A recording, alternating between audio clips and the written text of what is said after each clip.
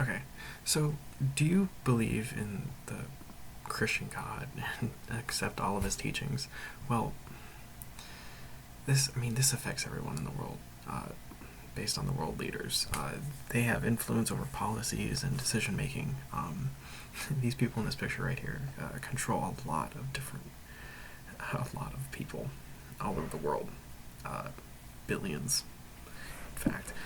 And you also have world leaders accepting religions and trying to use religion to boost their political gain.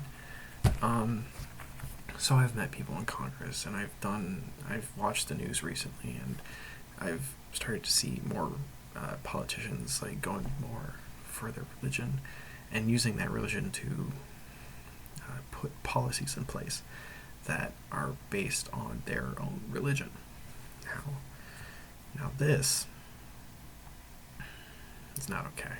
But also, this is John Lewis. I met him on the Senate floor, and he's very kind, and he did not use his religion to put policies in place to exile out other religions and people of all different races and beliefs.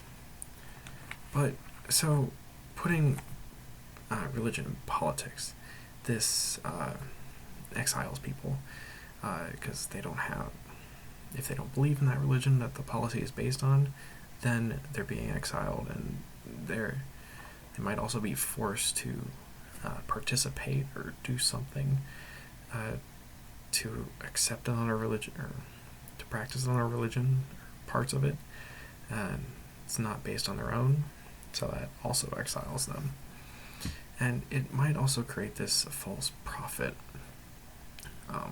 kind of thing for world leaders.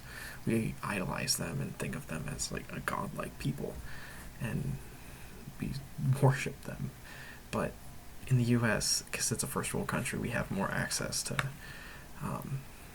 we have higher education and unlimited information at our fingertips. But I mean, it could still happen here, and kind of is a little bit. But involving involving religion in policy making at any level of the government exiles people, or people of other beliefs. So in some countries, they put bans on what you can worship, where you can worship it, and stuff like that. That's to exile out one religion or many and make one central religion of that country. It's here, it's more politicians are using their religion to outcast the LGBTQ plus community and taking away clinics and not refusing marriage to people that do not have standards up to their religious beliefs. So if they don't believe in something, no one else gets that luxury, apparently. So yeah. But using any reference to God in Congress just makes the government exile people. It shouldn't be that. It's like kids in grade school saying under God in the Pledge of Allegiance to the flag. Kids are small and they don't know what they're talking about yet, but they're kind of being forced to accept that there is a God and there's only one God. They haven't really thought about it yet. But yeah. So yeah, we have started to idolize some people in the U.S., and it's bad mechanic, because if we start idolizing these people and not actually realizing they're people, then what does that say about us? We're following a false prophet, and they're not all powerful.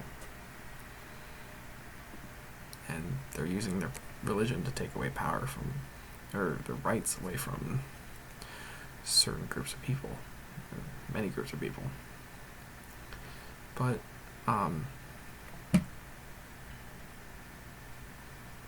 so basically, involving religion and policy,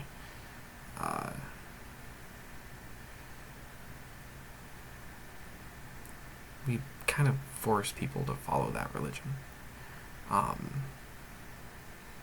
in schools. So like in my school, there was a lot. There was more talk about Christianity than a lot of other religions, and there was speeches and stuff like that in Christianity, and I mean it was a mostly Christian school, but being a kid, you don't really know what's going on yet, and you can't think for yourself and make your own decisions. So I don't think it's the best thing to do. You can teach your kid the goals and how people should respect each other based on a religion, but saying that there's like a God, I don't know if that's okay, because you're kind of forcing information on a little kid that accepts everything and thinks Santa Claus is still real. So, but I'm not trying to diss religion. I'm just pointing out that children are very impressioned and they believe about anything an older person will tell you.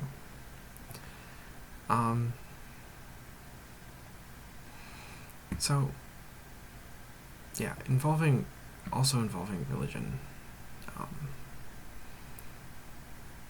If we start to idolize people, it won't go good, because if we idolize people and we start picking them as candidates, we're going to end up with people that just believe in God and aren't actually going to further the U.S. as a whole, and just start arguing about religion in government. And we need that separation in government. But so like for here,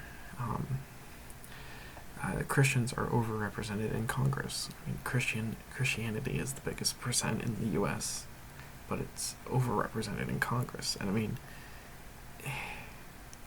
it's not the best thing, but it's hard to get percentages right sometimes with Congress, because they're presiding over so many people. It's hard to get that percentage right. But there are groups out there fighting for religious freedom and stuff like that, like the LGBTQ community. Yeah, there's groups out there fighting for them and fighting for their rights.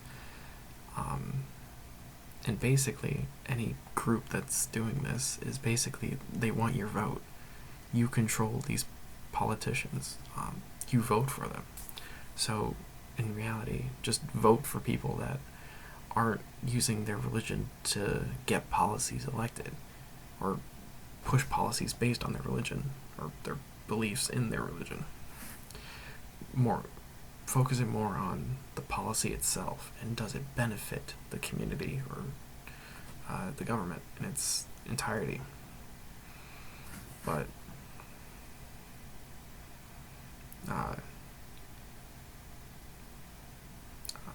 and you don't need to, you can donate your time to these organizations. There's so many out there.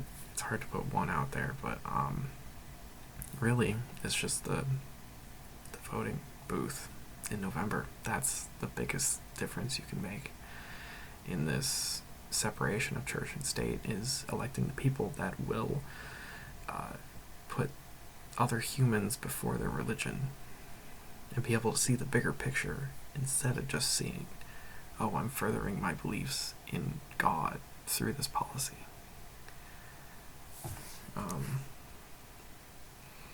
So yeah, just in the end, think who you vote for and how they make their decisions on facts, or someone in the sky told them so.